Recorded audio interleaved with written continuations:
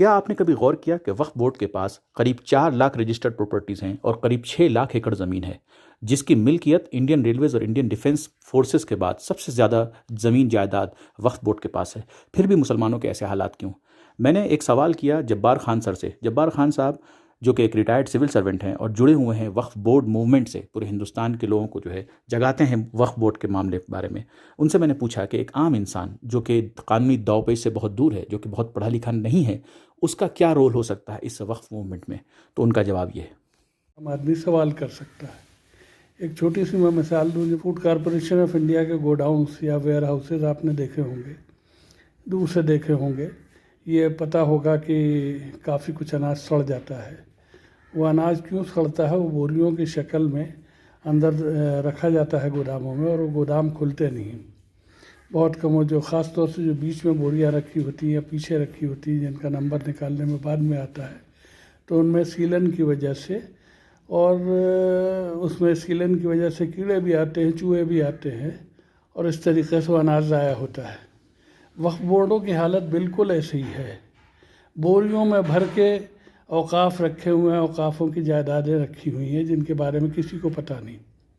कोई सवाल पूछता नहीं, भाई इन औकाफ़ की आमदनी कहाँ जा रही है? ये हमारे मस्जिद के मुअज्जिन लोग और पेश इमाम लोग, इनको कितनी तनख्वाह मिलती है? क्या उसमें वक्फ बोर्ड कोई दे रहा है? ये हमारे कौम में इतनी बेवाएँ हैं, इतने गरीब गुरबा है, हर तीसरा आदमी हर तीसरा फ़कीर मुसलमान है, तो इनकी इमदाद के लिए कुछ होता है?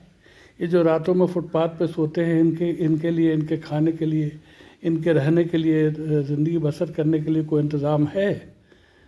तो इससे मेरी अपनी जो छोटी मोटी जिद्दोजहद है वो इसी उसमें है कि पूछ पूछ के ना सिर्फ उन लोगों को जो वक्फ बोर्डों में मुंतज़िम हैं और बैठे हुए हैं, मुतवल्लियान हैं, मैनेजिंग कमेटी के मेंबर्स हैं, वक्फ बोर्ड्स के मेंबर्स हैं, ऑफिशियल्स हैं, ना सिर्फ उनको जगाया जाए, बल्कि आम लोगों को कहा जाए कि भाई ये सवाल आप भी उठाइए। 1 2 4 लोग उठाते हैं तो कहते हैं भाई ये कब तक पूछते रहेंगे, एक दिन को तो इनको चला जाना है।